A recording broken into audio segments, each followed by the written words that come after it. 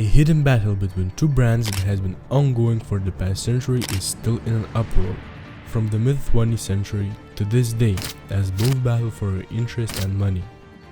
From using Santa in their advertisements, to relating to the consumer studies that help neurology. What's the cause of this and what is happening between the two is much more than it looks, and it's going to be uncovered in this video. To start, let's talk about the most famous soft drink of all, Coca-Cola. Created in 1886 by Dr. John Stith Pemberton in Atlanta, Georgia. First intended to be a medicinal tonic to relieve various ailments. Initially sold in Jacob's Pharmacy, it combined coca leaf extract and cola nuts, which at first was known to have cocaine and was the reason it received its name, Coca-Cola, by Pemberton's bookkeeper, Frank M. Robinson, also designed its iconic logo to this day.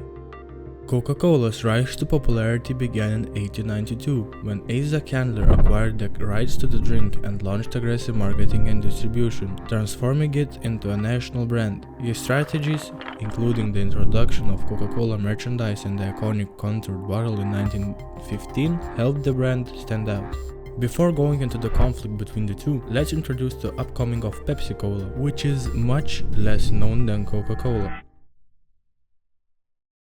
Pepsi Cola's journey began in 1893, created by pharmacist Caleb Bradham in New Bern, North Carolina. Originally called Brad's Drink, it was rebranded to Pepsi Cola, combining pepsin for digestion and cola from cola nuts, hinting at its supposed health benefits.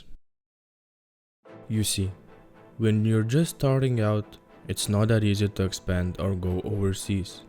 In 1923, Pepsi almost filed for bankruptcy. During a sugar crisis that pushed costs sky high. Salvation came when Charles Guth took over in the 1930s. During the Great Depression, Pepsi made a darn move, offering 12 ounces of soda for the same price as Coca-Cola's 6 ounces. But his bold strategy worked, and company won over budget-conscious customers and set the stage for Pepsi to rival Coca-Cola. Chapter 2. Brand Wars. Coca-Cola had the upper hand, as it had much broader reach than Pepsi. Coca-Cola was ahead internationally, having established itself in Philippines by 1915 and in Europe by 1920. In contrast, Pepsi only began manufacturing and expanding internationally in 1959, when it opened its first bottling plant in Canada. While Coca-Cola was also affected during the Great Depression and had to contend with the same sugar crisis, it was in a much stronger position, as it was already far more recognized than its competitor, Pepsi. At first glance, it might seem that Coca-Cola was the clear winner of the brand wars. But there is more to the story. After Pepsi and Cola both became stable in the market, they started diversifying their reach by exploring different products to sell. As health consciousness became more popular in the 1960s, Pepsi released a new drink called Diet Pepsi, a sugar-free variation to its original formula. This was done to appeal to health-conscious consumers and those seeking lower-calorie options, since consumers were shifting towards healthier lifestyles. This helped Pepsi to position itself in the market as a more healthier choice. In response, Coca-Cola was also experimenting with a sugar-free drink called Tab in the 1960s. However, only later in 1982, a new version of Coca-Cola, which is known as a Diet Coke, was released. This took much longer, and Coca-Cola decided to create an entirely different recipe. It became a new product with its unique taste profile. This decision allowed it to stand out and avoid direct comparisons to Diet Pepsi, while also still leveraging the powerful Coca-Cola brand name. Chapter 3. The Pepsi Challenge. The rivalry between Pepsi and Coca-Cola began in 1975 when Pepsi introduced the Pepsi Challenge. This is the taste. This is the test. Pepsi versus Coke. The people pick Pepsi time after time after time. This was a blind taste test to prove people preferred Pepsi over Coca-Cola. The campaign intensified their competition and led to many more marketing battles between the two brands.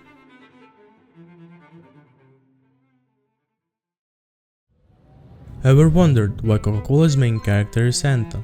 Well, that's closely related to the brand wars. Coca-Cola uses wholesome classic figures that embody positivity and joy, just like Santa.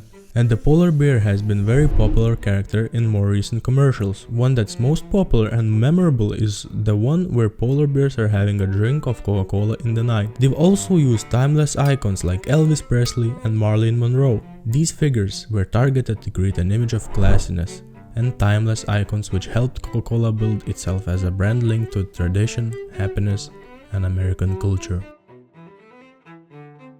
Pepsi, on the other hand, took a different approach by positioning itself as a drink for the younger generation.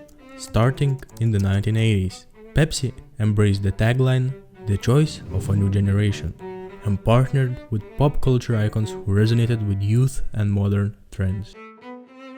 The most notable of them all was Michael Jackson, who became the face of Pepsi during the height of his fame. It connected Pepsi with excitement and energy of pop culture, propelling the brand to new heights of relevance. For example, another successful campaign was the Ray Charles "You Got the Right One Baby" campaign, which was a roaring success in the 90s. Pepsi continued this trend into the 2000s with partnerships with artists like Beyoncé, Britney Spears, and more recently, Cardi B. Each campaign was designed to make Pepsi synonymous with contemporary music, youth culture, and trend-setting. Even though Pepsi did make a big impact targeting the youth, it wasn't as successful as Coca-Cola, since Coca-Cola, featuring the likes of Santa Claus and the polar bear, managed to maintain a trusted and wholesome company. The present. The brand wars have been ongoing for over a century, and is there a sign of it even ending? Well, there is no real answer, but by looking into the facts, certainly. Coca-Cola is much more embedded into our lives and culture than Pepsi by a landslide. Being the obvious winner in the brand wars, there's nothing really to predict, as Coca-Cola is and probably will be the most popular soft drink in the world.